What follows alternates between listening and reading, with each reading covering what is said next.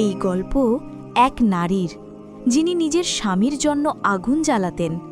এই গল্প এক নারীর, যার সম্পর্কে পবিত্র কোরআনে সরাসরি ঘোষণা এসেছে তার ঠিকানা হবে জাহান্নাম।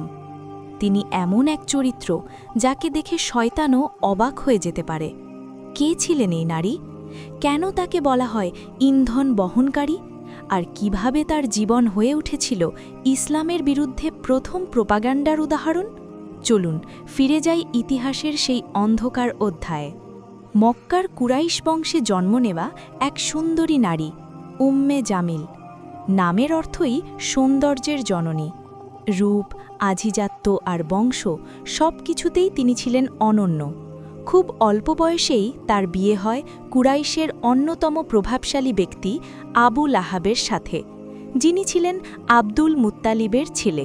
বিয়ের পর উম্মে জামিলের হাতে আসে বিপুল সম্পদ, সামাজিক প্রভাব, রাজনৈতিক ক্ষমতা। এই তিনের সমন্বয়ে তিনি হয়ে ওঠেন মক্কার অন্যতম ক্ষমতাধর নারী। কিন্তু তার সবচেয়ে ভয়ঙ্কর অস্ত্র ছিল তার জিহবা। তিনি গুজব ছড়াতেন, মানুষের সম্মান নষ্ট করতেন, নারীদের উস্কে দিতেন। এক কথায় তিনি ছিলেন প্রোপাগান্ডার রানী। হঠাৎ একদিন মক্কায় ছড়িয়ে পড়ল এক সংবাদ। মোহাম্মদ সাল্লাল্লাহু আলাইহি ওয়াসাল্লাম ঘোষণা করলেন তিনি আল্লাহর রাসূল। এই খবর উম্মে জামিলের জন্য ছিল বজ্রপাতের মতো। কারণ ইসলাম মানে সত্য, ইসলাম মানে সমতা, ইসলাম মানে ক্ষমতার অবসান। তিনি বুঝলেন তার আধিপত্য শেষ হয়ে যেতে পারে। তারপর শুরু হল ইতিহাসের প্রথম সংগঠিত প্রচার যুদ্ধ। তিনি বলতে লাগলেন, মোহাম্মদ একজন জাদুকর, সে মানুষকে বিভ্রান্ত করছে, সে সমাজ ভেঙে দিচ্ছে। এইসব মিথ্যা আগুনের মতো ছড়িয়ে পড়তে লাগল মক্কার অলিগলিতে। উম্মে জামিলের সবচেয়ে বড় শত্রু ছিলেন খাদিজা রাদিয়াল্লাহু আনহা, কারণ তিনি ছিলেন নবীজির সবচেয়ে বড় সমর্থক। উম্মে জামিল তাকে অপমান করতেন, নারীদের উস্কে দিতেন, সামাজিক বয়কটের চেষ্টা করতেন।